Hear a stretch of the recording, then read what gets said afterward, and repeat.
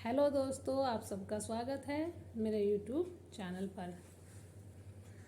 मैं आपको दिखा रही हूँ कहानी घर घर की और मेरा नाम सरिता देवी है। दोस्तों, मैं कल आपको आशा की कहानी बता रही थी। आज फिर मैं उसी की कहानी के बारे में आपको जानकारी दूंगी। दोस्तों, जब सभी माता पिता लड़कियों के वहाँ पहुँचे और बच्चे भी वहाँ पहुँच गए, वहाँ इकट्ठा होकर सभी में अफरा तफरी मच गई कि ये सब कुछ क्या हो रहा है। बच्चे भी दौड़ते हुए आए और जो जिनको पता चला था इधर उधर के गांव से, जो पेरेंट्स गए हुए थे अपने बच्चों की उसमें कि हमारे बच्चे भी गए हुए हैं, पता ना किसका बच्चा है, उसके साथ ऐसे हो गया, वो सब वहाँ पर पहुँच गए थे। जो लड़की के माता पिता थे उसको देखकर, अपनी बेटी को देखकर उनको सुध बुध ही नहीं रही। और कुछ समय के बाद जब उनको होश आया तो उन्होंने देखा कि वो उन्हीं की बेटी थी जिसके साथ ये सब कुछ हुआ था, और वो दर्द और पीड़ा से बेहोश पड़ी हुई थी। तभी उन्होंने उसको जल्दी जल्दी उठाया और उनकी समझ में ही नहीं आ रहा था कि वो अब क्या करे। इतना सब कुछ देखकर जो उनके अड़ोसी पड़ोसी थे और जो मतलब और भी कई गांव के जो वहाँ पे पुरुष इकट्ठा हुए थे, ये सब वहाँ पहुँचने के बाद उन्होंने कुछ नहीं देखा। सिर्फ एक बेटी के लिए उनके मन में इतना प्यार था कि क्या कहूँ कि आज तो सब अपनी बेटियों को प्यार करते हैं, लेकिन उस समय सबकी बेटी अपनी बेटी की जैसी ही लगती थी। उनके अंदर इतनी भावनाएं होती थी एक दूसरे के बच्चे के प्रति कि वे अपने आप को रोक ही नहीं पा रहे थे।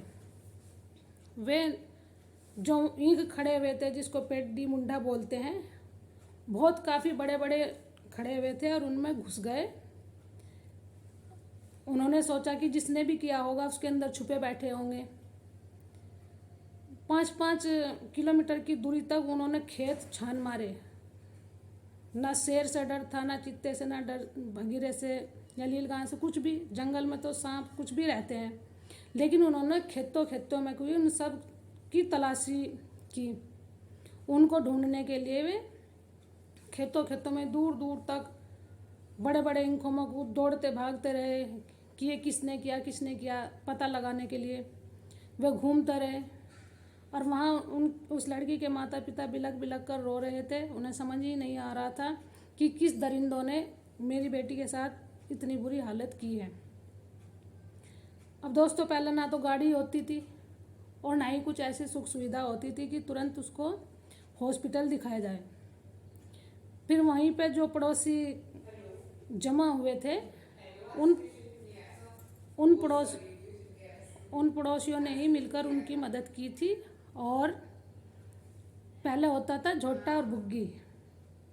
जिस झोटा बुग्गी में उनके माँ बाप को बैठाया और उस लड़की को और कुछ और वहाँ के गांव वाले बड़े बड़े आदमी जो थे, बुजुर्ग, किसी की भी आंखों से पानी नहीं थम रहा था, बहुत रो रहे थे और सभी के आंखों में उस समय आंसू थे।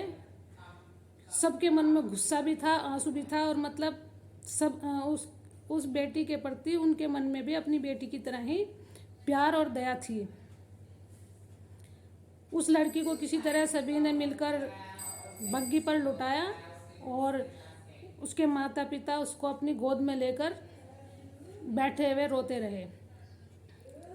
5-6-7 किलोमीटर दूरी तक बुग्गी पर ही ले जाकर उन्होंने गाड़ी का इंतज़ार किया, लेकिन गाड़ी भी पहले बहुत कम चलती थी। तब तक बहुत देर हो चुकी होती दोस्तों, अगर वो बुग्गी पर ही ले जाकर उसका इलाज ना कराते। कम से कम 10 किलोमीटर तक वो बुग्गी पर ही। और सभी देखो, गांव वालों की हिम्मत देखो, जो उसको बहुत प्यार करते थे।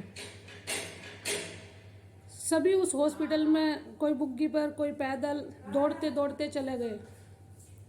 और सभी डॉक्टर, हॉस्पिटल भी कुछ ऐसे नहीं था कि मतलब इतना बढ़िया होता। कई बार तो पेरेंट्स पहले जाते वे भी हॉस्पिटल में घबराते थे, लेकिन उस समय सबकी आंखों में गुस्सा और उस बच्ची के प्रति प्यार झलक रहा था और अगर प्यार देखते हैं कि मिसाइल को देखे तो गांव वाले शहर वालों से ज़्यादा प्यार करते हैं सभी के बच्चों को, एक दूसरे के बच्चों को डांटते भी हैं तो प्यार भी करते हैं और वो उनको समझते भी हैं। लेकिन फ़र्क सिर्फ सोच का है। वो जब तक उस बच्ची का डॉक्टर साहब देखते बताते तब तक बच्ची बेहोश थी, पता ही नहीं चल रहा था कि क्या हो रहा है। कुछ टाइम के बाद 3-4 घंटों के बाद ऑपरेशन थिएटर से जैसे डॉक्टर बाहर आए और उन्होंने बताया कि आपकी बेटी के साथ ये सब कुछ हुआ है। और फिर उसके बाद जब मैं मतलब हॉस्पिटल में रुकना था, वहाँ पर गांव के कम से कम 50-100 आदमी वहीं पर ही रहे और उसकी बेटी का ठीक होने का इंतज़ार करते, और सभी के मन में एक डर और भय था कि शायद अब किसी की भी लड़की स्कूल ना जा पाए। तभी दोस्तों उसी दिन स्कूल की छुट्टी कर दी गई थी और किसी को समझ में नहीं आ रहा था कि आगे क्या करें। ऐसे ही करते करते कई दिन बीत गए और उनका खाना पीना और सभी गांव वाले हॉस्पिटल में बारी बारी से रुकते रहे और जाते रहे। ये सब होने के बावजूद किसी को ये तक पता नहीं था कि हम पुलिस स्टेशन भी खबर करवाएं या बताएं, क्योंकि सभी गांव वाले पहले पुलिस वालों के बारे में जानकर ही घबरा जाते थे, डर जाते थे। उनको सच्चाई बता ही नहीं पाते थे कुछ तो।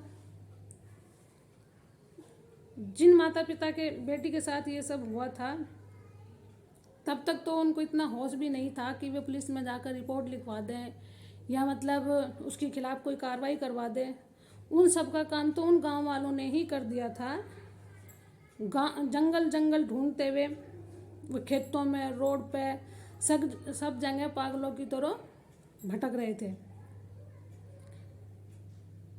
और उधर उस लड़की के वहाँ जहाँ उसका इलाज चल रहा था वहाँ दिन रात रुकने के लिए पड़ोसी, दूर दूर के गांव वाले हर रोज़ पता लेने आते जाते रहे। और सभी की आंखों में दर्द, प्यार और इस चीज़ के प्रति गुस्सा था, अगर वो मिल जाए तो शायद वो उसको वहीं मार डालेंगे जिसने भी ये किया है। लेकिन पता तो किसे होता, पता तो सिर्फ उस लड़की को ही था जिसके साथ ये सब कुछ हुआ था। लड़की को तो कई हफ्तों के बाद तक भी मतलब होश में आती और फिर बेहोश हो जाती। गांव वाले ये भी नहीं समझ पा रहे थे कि अब ये ठीक कैसे होगी। हॉस्पिटल वाले भी मतलब बोल रहे थे इतना अच्छा इलाज भी नहीं था कि भाई अभी बहुत टाइम लग जाएगा, बहुत टाइम लग जाएगा। वहीं जो लड़कियां थी आशा और उसकी और फ्रेंड्स भी, उनके माता पिता भी रोज़ हॉस्पिटल जाते थे, अच्छे पड़ोसी होने का धर्म निभाते थे। और सभी लड़कियों को उसी समय कह दिया गया था, जो उनके मुखिया दादाजी थे, कि आज से कोई भी बच्चा स्कूल नहीं जाएगा। सबके अंदर इतनी भय हो चुकी थी कि स्कूल तत्काल 2 महीने के लिए बंद करा दिया गया था, क्योंकि हर किसी को ये डर था कि क्या पता कब किसके बच्चे का नंबर आ जाए। तब तक तो सभी सुरक्षित थे, तब तक लड़की बेहोश थी, तब तक उसको पता नहीं था। लेकिन सभी किसी के भी बच्चे, लड़की हो या लड़का हो, खासकर लड़कियों का तो बंद ही हो चुका था सब कुछ।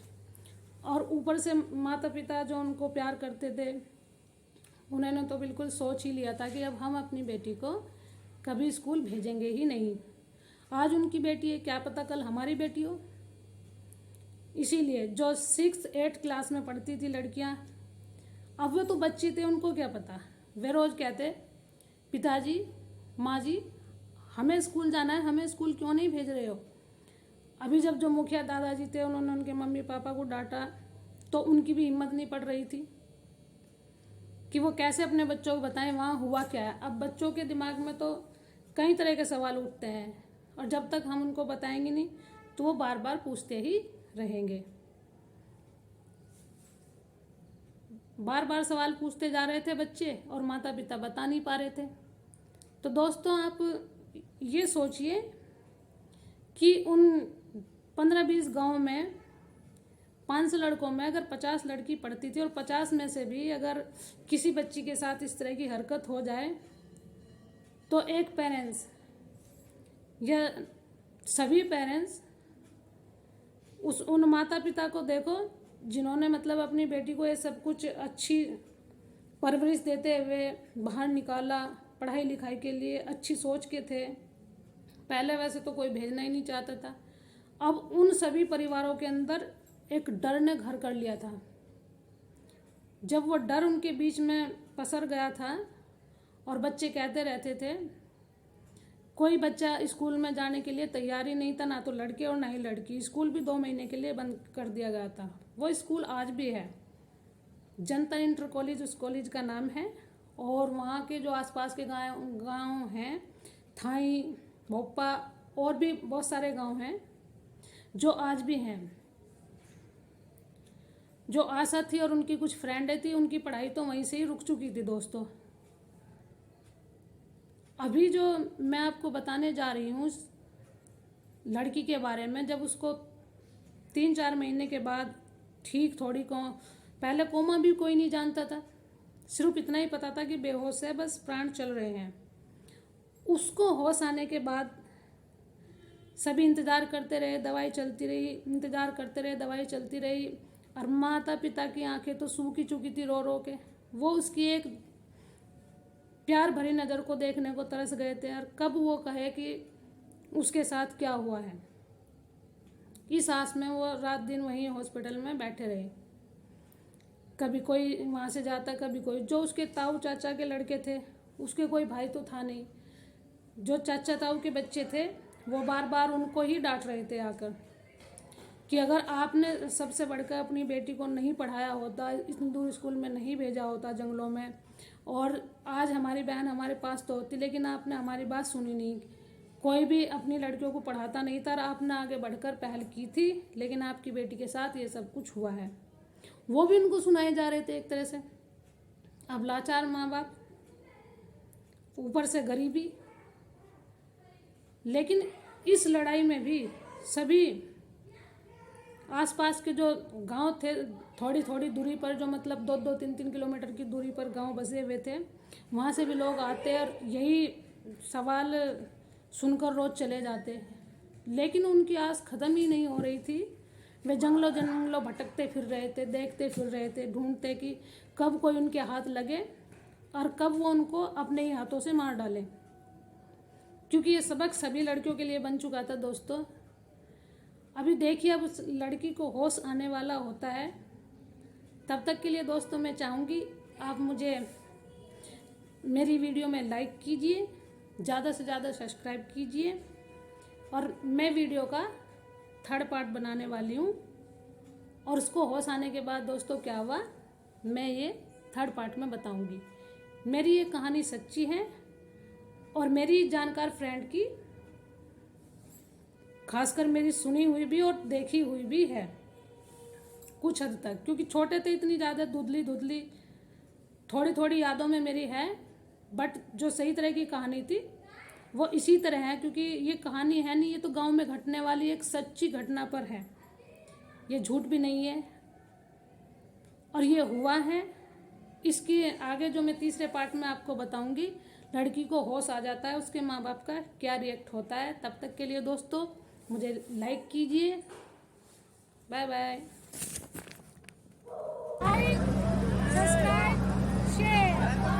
Okay, bye bye.